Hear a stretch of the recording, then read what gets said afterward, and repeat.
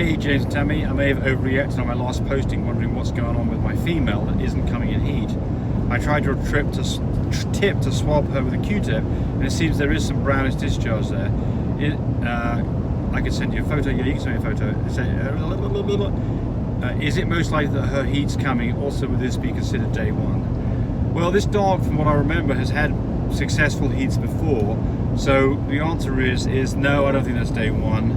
And I think that you're going to go to your vet anyway. What your vet can do is they can do what's called vaginal cytology, where they take a Q-tip, stick it up inside her, what comes out in the Q-tip they then roll out into a slide, stain it, look at it under a microscope and see whether she's got some changes in the cells that they see there. What you're looking for is what's called cornification. And I would just do that. It's inexpensive, doesn't require a progesterone test, and gives you an idea about whether she's the starting points of her heat. Kathleen Rayner, hello to my favourite couple. Hey, you're welcome. I'm usually off topic, so here I go as well. One of my dogs is a black Shih Tzu. What's weird is that she's a red eye glow. I've never seen this before. When she looks at me straight on, she looks like a satanic demon. That's what the eye glow can look like if it's done right.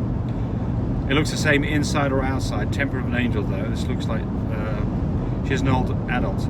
So what's going on? Well, I don't know about Shih Tzus, but if it was a Frenchie, we'd say that she's definitely a chocolate dog. Yeah. So she'd be little b, or little c, or little c. Don't know about Shih Tzus.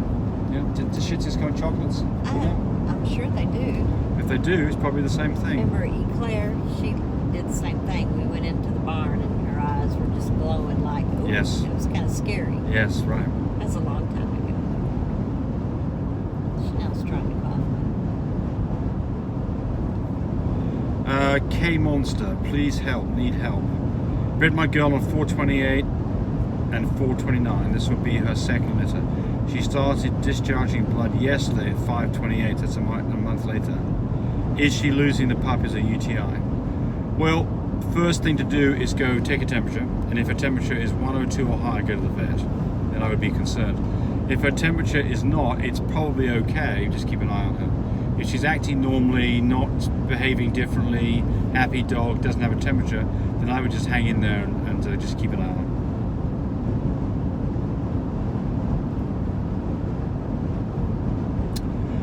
her. Christine LeMay followed your advice and got a beautiful compact fawn. A few more days and she'll be pregnant. Your advice on this and everything else has been great. Oh, you're welcome. Good dog. Juan Carlos, can you please talk about weight? What's bad, fair, good, excellent? Thank you. Well, we're talking about Frenchies now. So the breed standard for a Frenchie is not more than 28 pounds.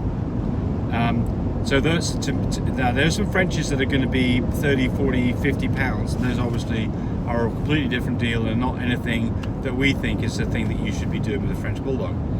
But there's people out there in the bully world who like those bigger dogs, and maybe that's for them. Certainly if you're going to show a dog, it better be less than 28 pounds. And if you're going to show a dog, I think a really small dog's not probably going to do particularly well in the ring. What size dog do you like, Tammy? Oh, I like anywhere from 18 pounds to, a couple of my females are 17 pounds. Right. 17 to 25 on right. Females. Males are anywhere from 20 to 27. Yeah, so, alright, so my choice is mine's a bit smaller than yours. I mean, I like 17 to 22, that's the size I like. I like shorter, compact dogs. But you know, weight by itself is not the only thing that really matters here. I mean, it's all about structure too, isn't it? The structure's got to match up with it. You can have a dog that's got, you know, it's got really nice structure and it's got quite a bit of bone on him and weighs a bit, but doesn't look big because of it. Anytime you got a small dog that's got big bone structure, you got to remember it's muscle and bone that's weighing. Yes. So you could have two dogs, they both weigh 20 pounds. One of them is lanky and skinny, not in our camp at all, and the other one is short and muscly, and I like it. Yeah. And I like it.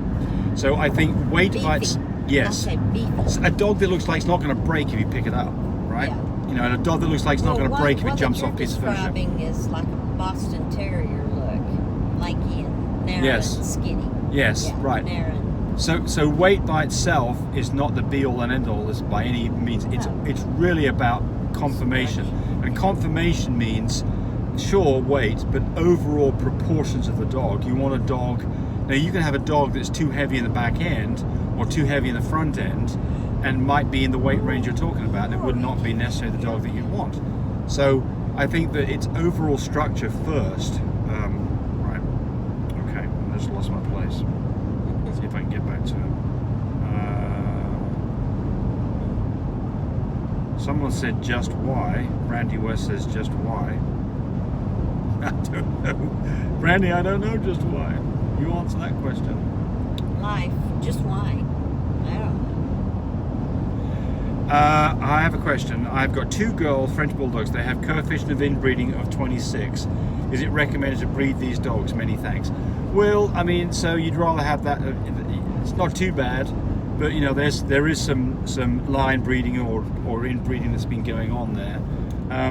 But you know, if they look good and they got good structure, breed them to a completely unrelated dog, and you'll probably be fine.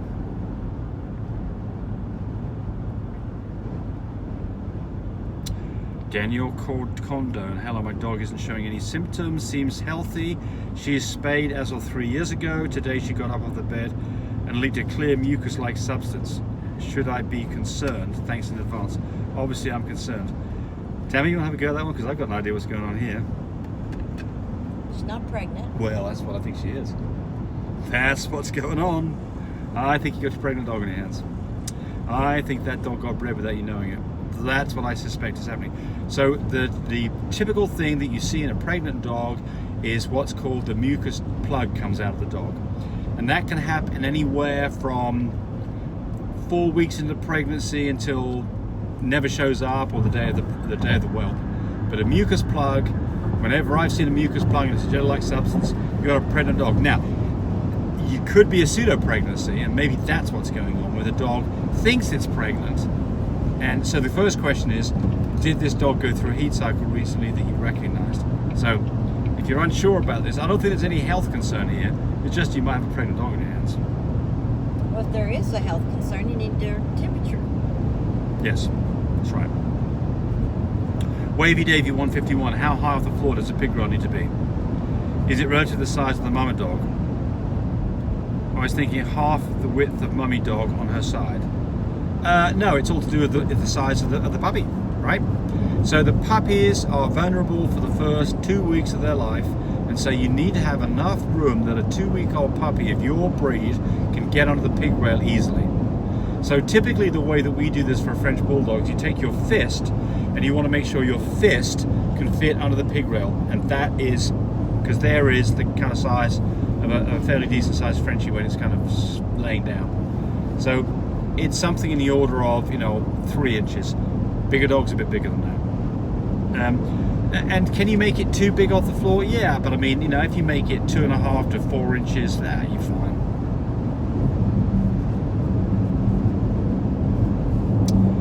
So Henry the Hoover, this happened to my dog. We're talking about the ear thing. By the time we saw this video, the ear had already hardened and crumbled up. Wish I'd seen it sooner. Yeah, right. Well, if you got things like hematomas and floppy ears and legs that are bent the wrong way, these things need to be got on with quickly. Swimmer puppy, pigeon chest, any of these things. If you get on top of this quickly, you can resolve it. With a hematoma, if you don't do something about it soon, you end up with a cauliflower ear. When do you notice tan points coming out in puppies? Are they always there at birth, or do they come out later in some puppies? Cody Waynes were all there at birth, and then if there's staples involved, it takes a while for it to come. So a dog that's AYAT has a copy of tan points, and it doesn't have brindle. Winston would be an example of that. He didn't show his tan points until he was, 4 or 5 weeks old? No, well, maybe. Something like that. 3 to 4 weeks. So the answer is, the place that you'll probably see it the most, the quickest, is on their back end, around their tail, or around their butthole. So typically a dog that's ATAT or ATA without brindle will typically might show some signs of it by the time they're dried up from whelp, because they're all wet and you've got to wait an hour or two for they're all dried up. Typically you can start to see some stuff then, but it could be a week. How long are you in this video? I'm done. That's it. Bye, everybody. Watching the video. I really appreciate people who subscribe to me. It helps me, encourage me to do more of these videos. But do remember, disclaimer here, I am not a vet. I'm not a licensed medical professional. I'm purely a person who's been breeding dogs for the last couple of decades. Any information that you got from this video, use at your own risk. There's nothing implied here, and certainly this should not be used as a substitute for advice from your veterinarian or your medical professional. I hope you enjoyed the video. Come back for more of them. Bye.